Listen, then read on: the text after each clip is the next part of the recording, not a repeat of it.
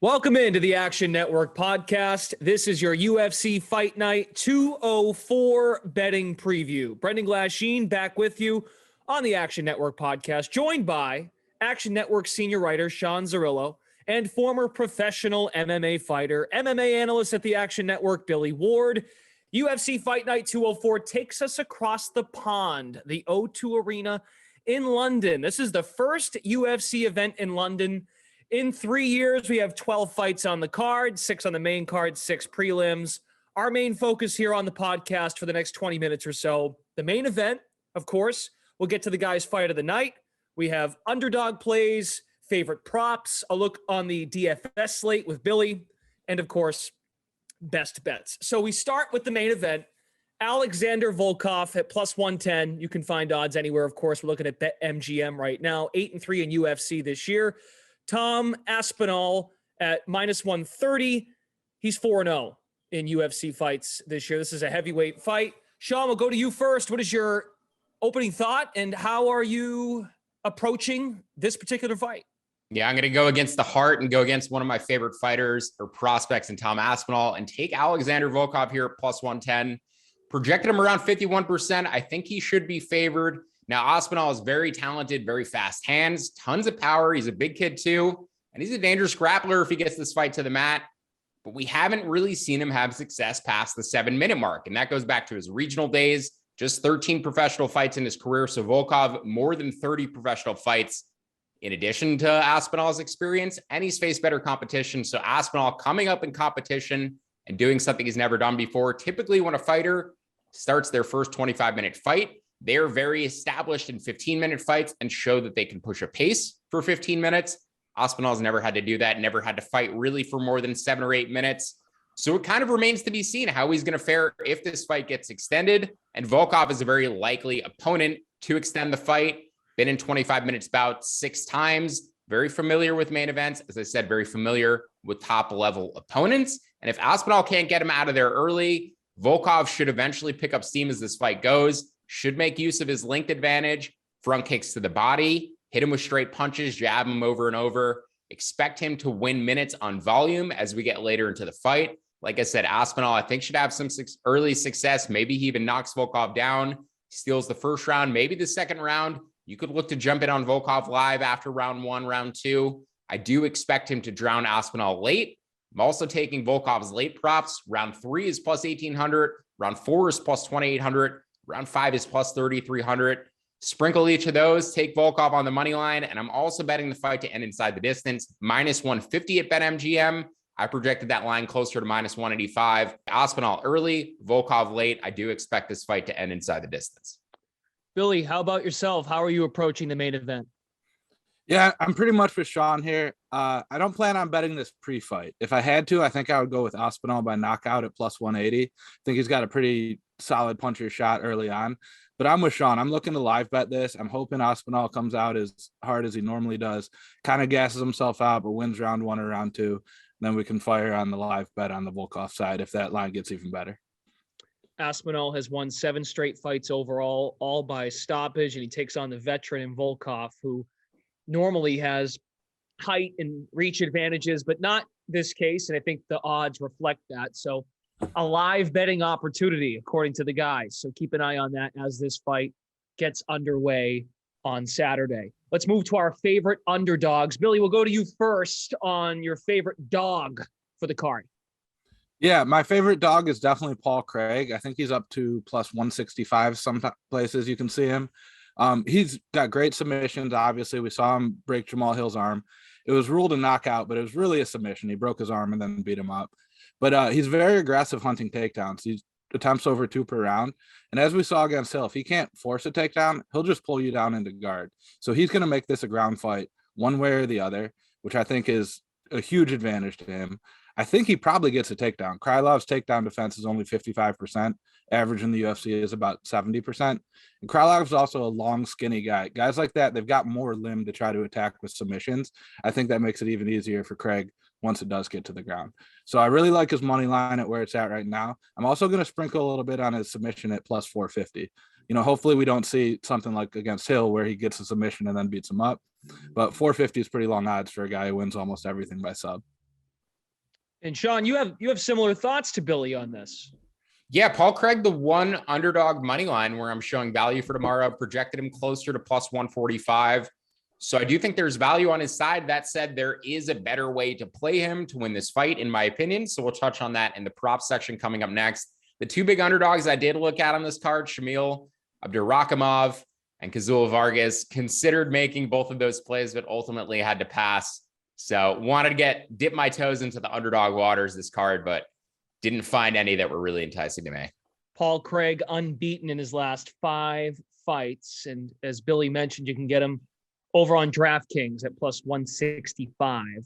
Our fight of the night for the guys, they are looking to Dan Hooker at plus 100, and he takes on Arnold Allen in a featherweight matchup. Allen at minus 120.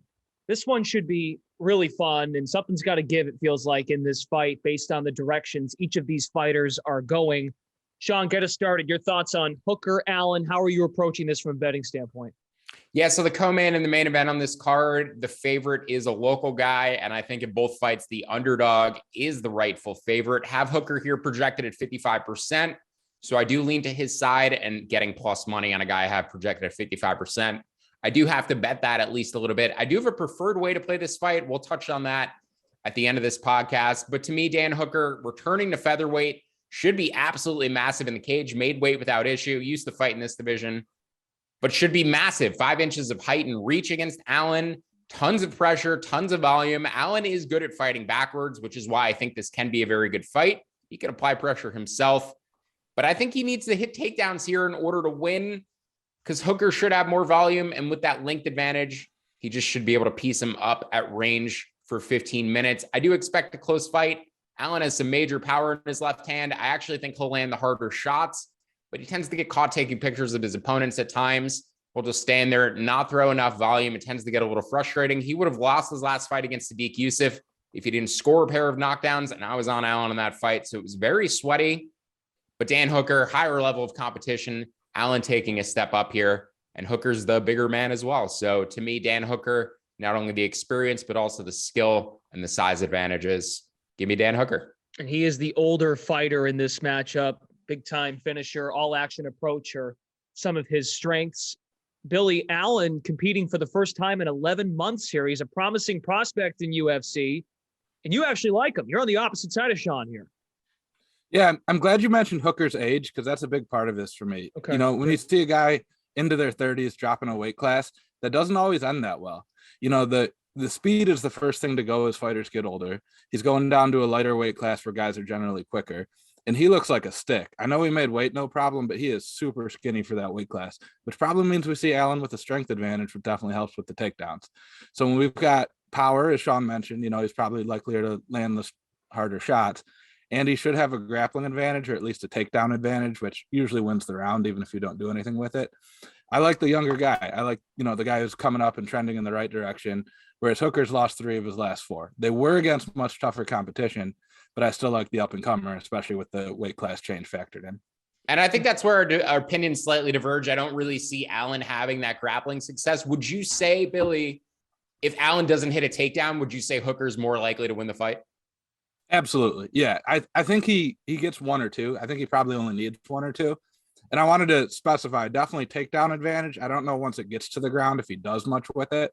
So I don't think he necessarily has a grappling advantage, but I think he can squeeze out a takedown or 2, which a lot of times to the judges, that's just an instant round win, even if you don't really do much. Yeah, and I'm worried generally going against these British fighters with the home cooking with the judges. We're going to see some pretty biased scorecards on Saturday, so not going to have too much invested against the Brits. If anything, I'd want to be taking their decision props.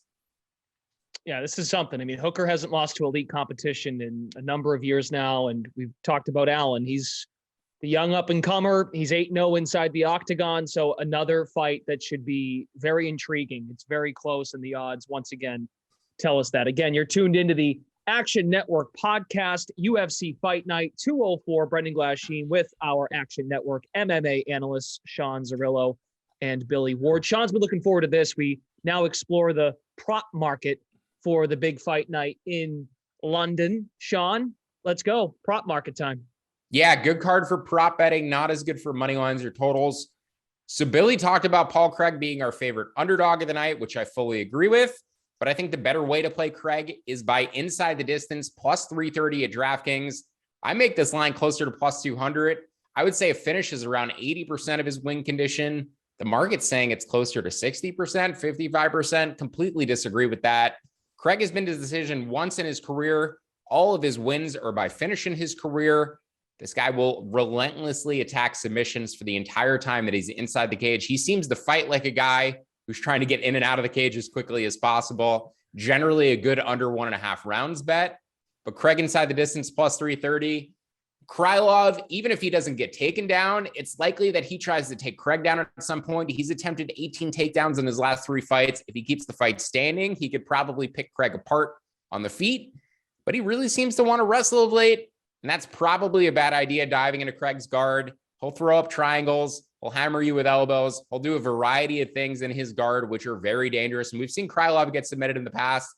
So instead of taking that plus 160 on Craig's money line, I'd much prefer his inside the distance odds at plus 330. Submissions odds, as Billy mentioned, plus 450 as well. And the one other prop I want to mention, Cory McKenna inside the distance, plus 333 at BetMGM. Also plus 750 by submission. I think those are terrific odds. Elise Reed, to me, doesn't belong in the UFC. Grappling is too low level, and I think McKenna can finish this fight with 1 takedown. Billy, favorite prop?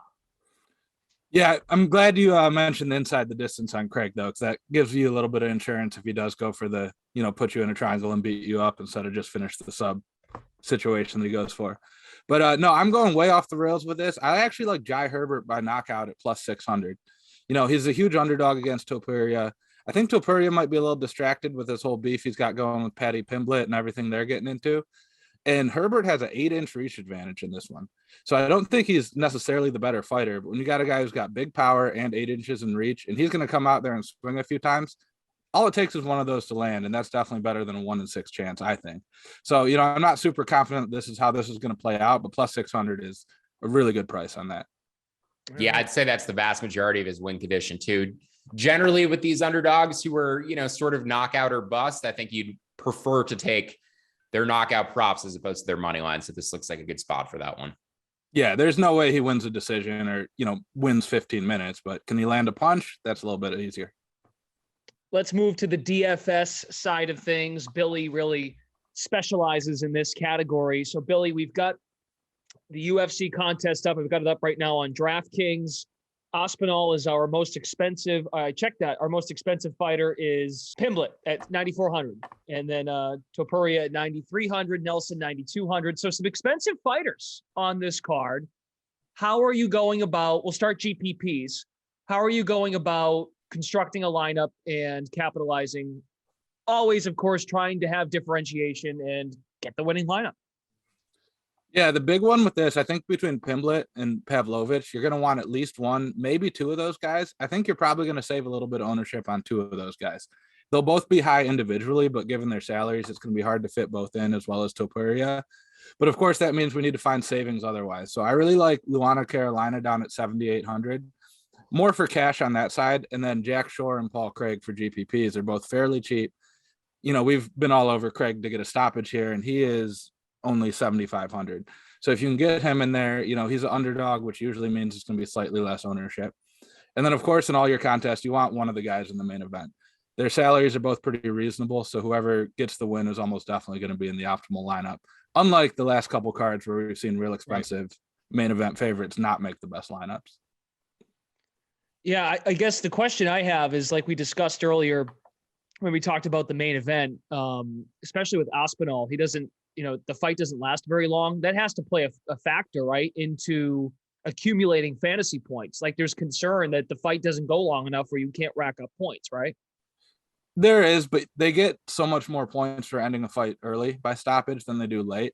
And that's kind of the thesis with these 5-round fights is they're either guaranteed an early stoppage or they get 10 extra minutes to fight. So one way or the other, there's usually enough opportunity to score points. The only time I really like fading those is when one of the fighters is exceedingly expensive and we don't think he's likely to put up a lot of points, because that makes it hard. But when these guys are both, was it 8,300 and 79, I think, whoever wins that at those salaries is almost definitely going to be in the best lineups. And then for cash, you just play both of them and you're guaranteed the win. Yeah, and speaking of cash games, give us some value fighters that you're eyeing for the contest.